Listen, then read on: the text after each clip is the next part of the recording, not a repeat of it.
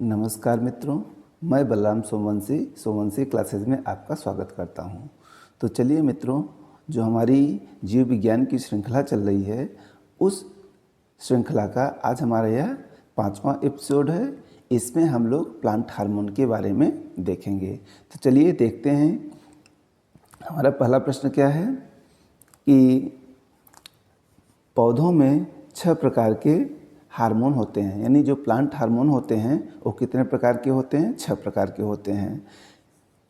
इसमें हमारा जो पहला हार्मोन है ऑक्सिन है। इसकी खोज 1880 में डार्विन ने की थी। तो ऑक्सिन हार्मोन की खोज कब हुई थी? 1880 में। किसने किया था? डार्विन ने किया था। ठीक है। यह पौधों की वृद्धि को नियंत्रित करने वाला हार्मोन है, यानी जो ऑक्सिन हार्मोन है यह पौधे की वृद्धि को नियंत्रित करता है। अगला हमारा हार्मोन है जिब्रेलिन्स। जिब्रेलिन्स हार्मोन की खोज किसने की थी? जिब्रेलिन्स हार्मोन्स की खोज जापानी वैज्ञानिक कुरोसावा ने 1926 में की थी। तो याद रखिए, जिब्रेलिन्स हार्मोन्स की खोज जापानी वैज्ञानिक कुरोसावा ने 1926 में की थी। यह हार्मोन बौने पौधों को लंबा कर देता है, यानी जो जिब्रेलिन्स हार्मोन्स है, अगर हम किसी प्लांट पर इसका छिड़काव कर देते हैं तो वो प्लांट तेज़ी से वृद्धि करता है, यानी लंबा हो जाता है। यह फूल बनने में भी मदद करता है। अगला है, यह हार्मोन बीजों की प्रसुप्ति भंग करके उनको अंकुरित होने के लिए प्रेरित भी करता है, यानी अगर जो बीज हैं प्रसुप्तावस्था में हैं तो इसका छिड़काव करने से प्रसुप्ता जो अवस्था होती है भंग हो जाती है और बीज अंकुरित होने लगते हैं।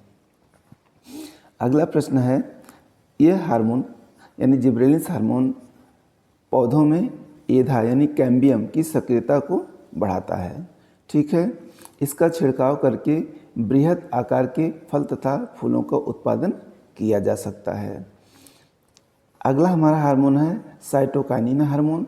इसकी खोज मिलर ने 1955 में की थी, परंतु इसका जो नामकरण है वो लिथाम ने किया था। इसका नामकरण किसने किया था? लिथाम ने। खोज किसने किया था? मिलर ने। तो यह याद रखिए साइटोकाइनिन हार्मोन के बारे में। यह प्राकृतिक रूप से ऑक्सिन के साथ, यानी जो साइट हार्मोन है यह प्राकृतिक रूप से ऑक्सिन के साथ मिलकर काम करता है। यह हार्मोन जीर्णता को रोकता है। यह हार्मोन आरएनए एवं प्रोटीन बनाने में सहायक होता है। अगला जो हमारा हार्मोन है एब्सिसिक एसिड, या इसको एबीए हार्मोन भी कहते हैं। इसकी खोज कार्न्स और एडिकोट ने तथा बाद में बेरिंग ने की थी। यह एक वृद्धिरोधक हार्मोन है। कौन? जो हमारा एब्सिसिक एसिड है यह एक वृद्धिरोधक हार्मोन है। अगला, यह हार्मोन बीजों को सुषुप्तावस्था में रखता है, यानी बीजों को सुषुप्तावस्था में रखता है। अगला जो हमारा हार्मोन है एथिलीन, यह एकमात्र ऐसा हार्मोन है जो गैसीय अवस्था में पाया जाता है। तो यह बहुत ही इम्पोर्टेंट प्रश्न यहाँ पे बन जाता है। तो पूछा जा सकता है कि ऐसा कौन सा हार्मोन है जो गैसीय अवस्था में होता है? तो वह है हमारा एथिलीन। हार्मोन के रूप में इसे बर्ग ने 1962 में प्रमाणित किया था। यह हार्मोन फलों को पकाने व मादा पुष्पों की संख्या में वृद्धि करता है। अगला जो हमारा हार्मोन है फ्लोरेजेंस हार्मोन। अगला हार्मोन है फ्लोरेजेंस हार्मोन। यह हार्मोन पत्ती में बनता है। यह हार्मोन फूलों को खिलने में मदद करता है, इसलिए इसको फूल खिलाने वाला हार्मोन भी कहते हैं, फ्लोरेजेंस को। ट्राउमेटिन एक प्रकार का डाइकार्बोक्सिलिक अम्ल है। इसका निर्माण घायल कोशिकाओं में होता है जिससे पौधों में जख्म भर जाते हैं। तो यह ट्राउमेटिन के बारे में याद रखिए। यह एक प्रकार का डाइकार्बोक्सिलिक अम्ल है। इसका निर्माण घायल कोशिकाओं में होता है, इसमें पौधे के जख्म भर जाते हैं। अब हम लोग कुछ रोगों के बारे में देखते हैं कि जैसे तंबाकू का मोज़ेक रोग, पोटैटो मोज़ेक, बंकी टॉप ऑफ बनाना, रंग परिवर्तन यानी हरिमाहीनता आदि पादप रोग विषाणुजनित होते हैं। तो ये विषाणुओं से पौधों में होने वाले रोग हैं। तो यह आप याद रखिए। इसमें पूछा जा सकता है कि इसमें से कौन सा रोग विषाणुओं से होता है। ठीक है, तो ये रोग का नाम दे देगा, पूछेगा कि ये विषाणु से होता है या जीवाणु से होता है। आलू का शैथिल रोग, इसे रिंग रोग के नाम से भी जाना जाता है। यह स्यूडोमोनास सोलेनेरिसेरम सोलेनेसिरम नामक जीवाणु से होता है। अगला है black arm of cotton. Black arm of cotton रोग का कारक जैंथोमोनास नामक जीवाणु है। धान का अंगमारी रोग, यह रोग जैंथोमोनास ओराइजी नामक जीवाणु से होता है। साइट्रस कैंकर रोग जैंथोमोनास सिट्री नामक जीवाणु से होता है। गेहूं का टुंडू रोग, गेहूं का टुंडू रोग, इसका कारक कोरोनोबैक्टीरियम ट्रिटिकी नामक जीवाणु तथा एंजुइना ट्रिटिकी नामक नेमेटोड है। तो याद रखिए, गेहूं का जो टुंडू रोग है इसका कारक कोरोनोबैक्टीरियम ट्रिटिकी नामक जीवाणु और एंजुइना ट्रिटिकी नामक निमेटोड है। आम एवं बैगन में लिटिल लीफ रोग जस्ता तत्व की कमी से होता है।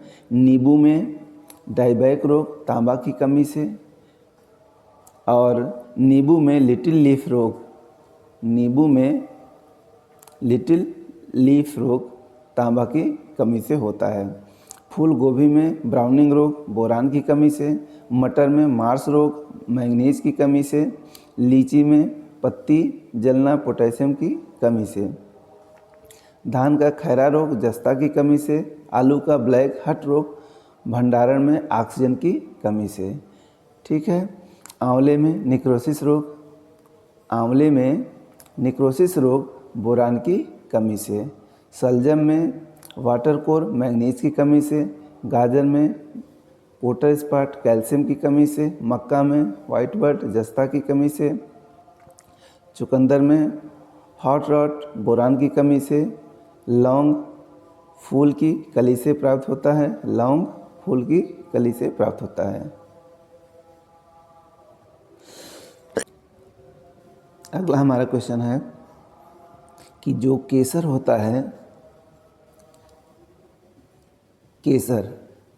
केसर मसाला बनाने में पौधों का वर्तिकाग्र, केसर पौधों के वर्तिकाग्र से प्राप्त होता है। हेरोइन अफीम पोस्ता से प्राप्त होती है।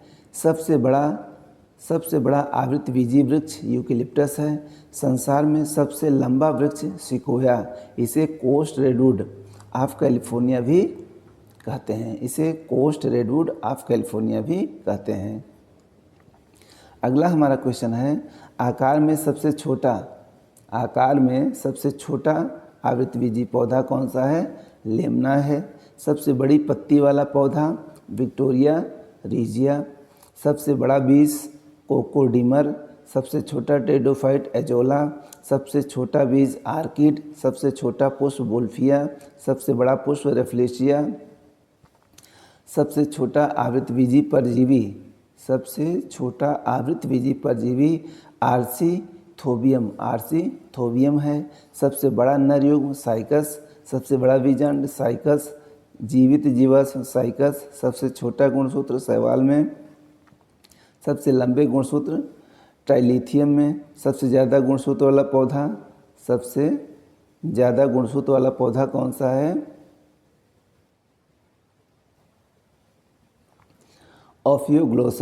ओफियोग्लोसम एक फर्न है जिसमें 1266 गुणसूत्र होते हैं। सबसे कम गुणसूत्र वाला पादप हेप्लोपोपस। सबसे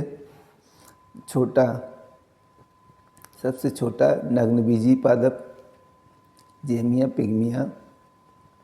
सबसे भारी काष्ठ वाला पादप हार्डविचिया बाइनेका। सबसे हल्की काष्ठ वाला पौधा ओक्रोमा लेगोपस। सबसे छोटी कोशिका किसकी है? Mycoplasma gallisepticum. टेनिस गेंद जैसा फल केंथ। जंगल की आग किसे कहा जाता है? ढाक को।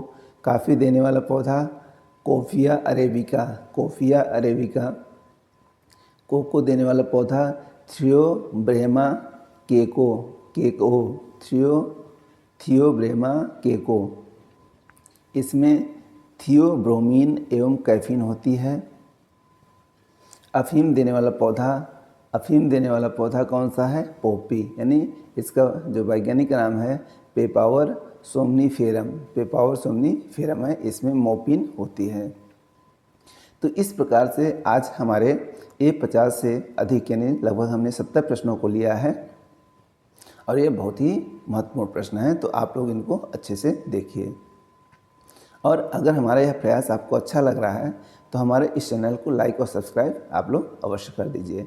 धन्यवाद। चलिए मिलते हैं अगले एपिसोड में।